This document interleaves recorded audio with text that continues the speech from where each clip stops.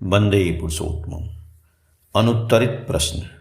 श्री अनंतनाथ राय पावना जिला के काशीपुर ग्राम के रहने वाले थे।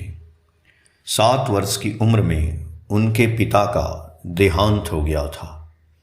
आर्थिक समस्या के कारण पढ़ाई छोड़कर हिमायतपुर ग्राम के वसंत डॉक्टर के यहाँ कंपाउंडरी करने लगे।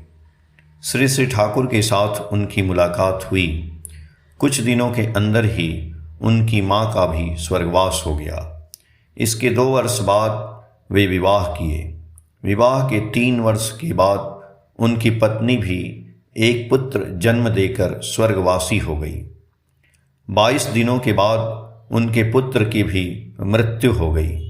शांति और मानसिक स्थिरता के लिए अनंतनाथ वैष्णव मंत्र की दीक्षा लेकर साधन भजन करने लगे।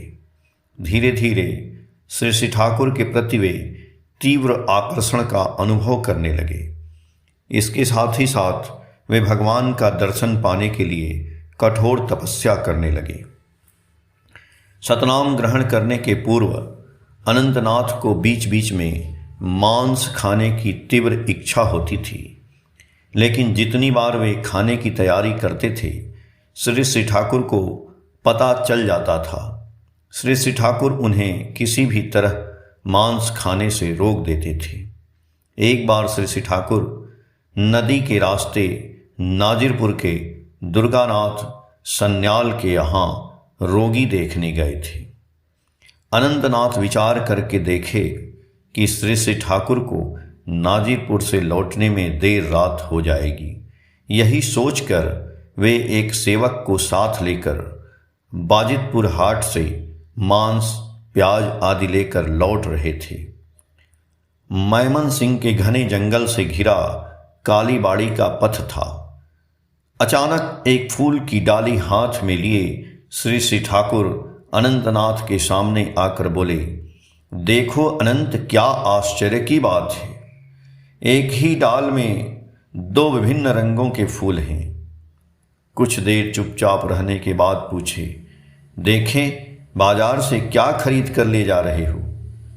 सेवक के सर पर से डाली उतार कर देखते ही पूछे, क्या अनंत, तुम ये सब खाओगे।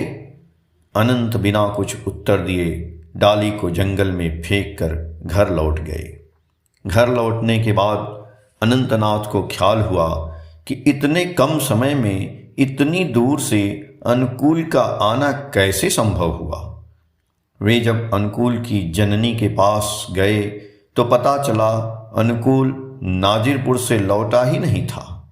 दूसरे दिन दुर्गानाथ सन्याल के घर गए तो पता चला कि अनुकूल उनके यहाँ देर रात तक रोगी देख रहे थे। बातचीत के बीच प्राकृतिक क्रिया के लिए थोड़े समय के लिए बाहर गए थे। इस दिन की घटना अनंतनाथ के मन में अपने बाल्य बंधु के संबंध में कई अनुत्तरित प्रश्न जागृत कर दिया। भक्त वलय से पृष्ठ संख्या 17। जय गुरु।